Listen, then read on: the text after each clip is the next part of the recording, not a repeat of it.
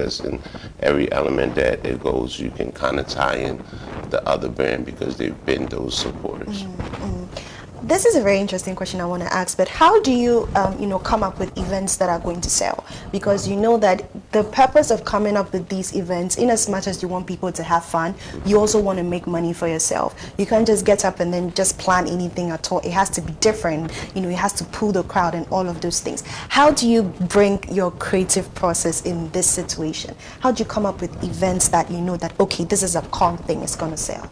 So I would say for me, I'm the visionary in different realms of sports, business, tech, entertainment. So I see all the needs, right? Especially, let's say Ghana. Ghana is our playground in essence of knowing that there are several needs that aren't being met, and we want to find and fill those holes.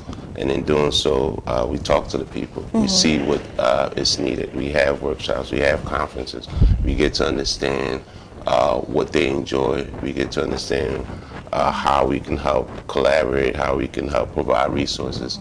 And from there, we think about what event, if we come out with, that already is aligned with the conversations that we've had, and we put it out there to see if we can get that same feedback.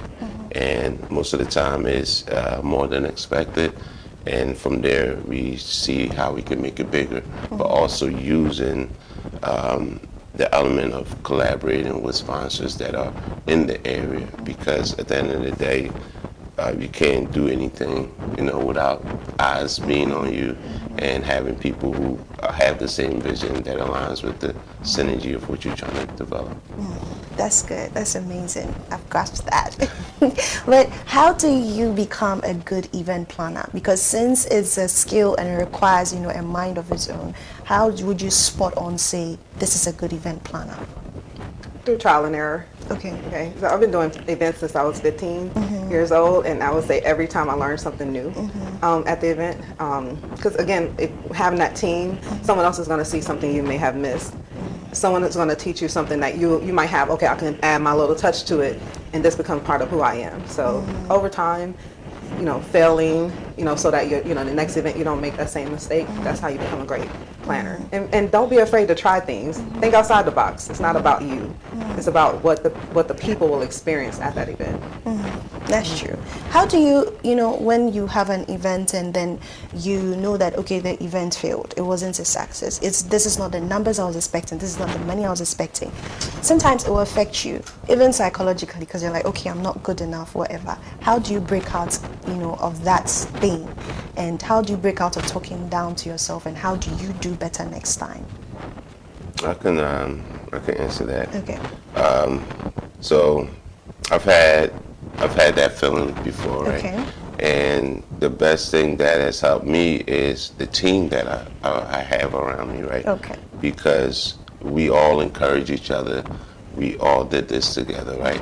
And it's like, things don't always go accordingly.